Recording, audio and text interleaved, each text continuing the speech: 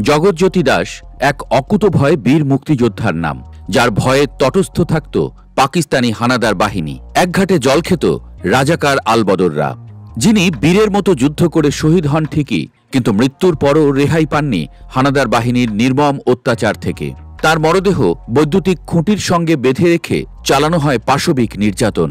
সর্বপ্রথম বীরশ্রেষ্ঠ খেতাব পেয়েও কেন জানি মেলেনি স্বীকৃতি। পুরো সুনামগঞ্জ হবিগঞ্জে বীরত্বের সঙ্গে যুদ্ধ করা এই বীর মুক্তিযোদ্ধাকে নিয়ে তাই আজকের এই ক্ষুদ্র আয়োজন। একদম শুরু থেকে জানা যাক। 1971 সাল, নিরস্ত্র বাঙালির উপর ঝাঁপিয়ে পড়েছে পাকিস্তানি বাহিনী। অত্যাচার থেকে বাঁচতে ভারতে পালিয়ে যাচ্ছে সবাই। থাকা খাওয়ার কষ্টে পাগল প্রায় বাঙালির উপর স্থানীয় খাসিয়ারা শুরু করে চাঁদাবাজি। সেই সময় শিক্ষকতা করতেন জগৎজ্যোতি। পালিয়ে গিয়েছিলেন ভারতেও। খাসিয়াদের অত্যাচার দেখে কয়েকজন মিলে গড়ে তুললেন একটি দল, নিলেন প্রতিশোধ।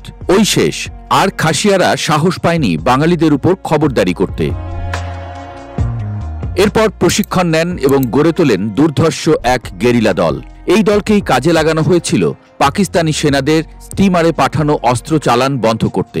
এর প্রধান ছিলেন জগৎজ্যোতি দাস। দলটি খুব দ্রুতই পরিচিতি পায় দাস পার্টি নামে। জানা যায়, জুলাই থেকে ডিসেম্বর সময়টুকু টেকেরঘাট অঞ্চলে বহু অপারেশন পরিচালনা করে পাকিস্তানিদের ভিত কাঁপিয়ে দেন এই যোদ্ধারা। 16 নভেম্বর দলনেতা জগৎজ্যোতি দাস শহীদ হন। সেদিন জগৎজ্যোতি দাস মুক্তিযোদ্ধাদের নিয়ে বদলপুর পৌঁছলেন। খবর এলো রাজাকাররা ইউনিয়ন পরিষদে বসে চাঁদা তুলছে। এক ঝটকায় আক্রমণ, 2 জন রাজাকার নিহত, 2 জন ধরা, বাকিরা পালালো। ঠিক তখনই পাশের জলসুখা গ্রাম থেকে গুলি শুরু হলো।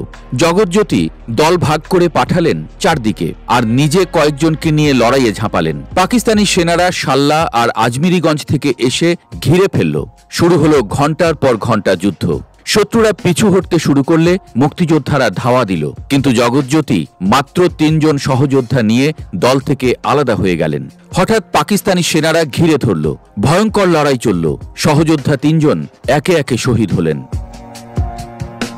এক পর্যায়ে ম্যাগাজিন লোড করে শত্রুর অবস্থান দেখতে মাথা উঁচু করতেই নিমিষে শত্রুপক্ষের একটি গুলি জগৎজ্যোতির চোখে বিদ্ধ হয়। মেশিনগান হাতে উপর হয়ে পাশের বিলের পানিতে ঢলে পড়লেন জ্যোতি।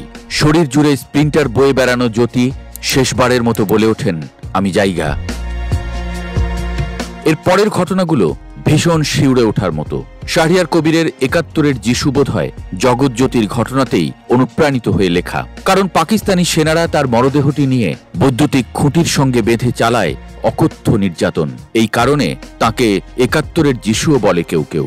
সেই নির্মম ঘটনা বাঙালির পক্ষে ভোলা সম্ভব নয়। তৎক্ষণাৎ মুক্তিযুদ্ধে বিশেষ অবদানের জন্য মুজিবনগর সরকার প্রথম ব্যক্তি হিসেবে জগৎজ্যোতিকে মরণোত্তর রাষ্ট্রীয় সর্বোচ্চ খেতাব বীরশ্রেষ্ঠ প্রদানের ঘোষণা করে। স্বাধীন বাংলা বেতার কেন্দ্র ও আকাশবাণী তাকে বীরশ্রেষ্ঠ জগৎজ্যোতি দাস নামে প্রচার করতে থাকে। কিন্তু স্বাধীন বাংলাদেশে তাকে বীরশ্রেষ্ঠ খেতাব পরিবর্তন করে বীর বিক্রম খেতাবে ভূষিত করা হয়।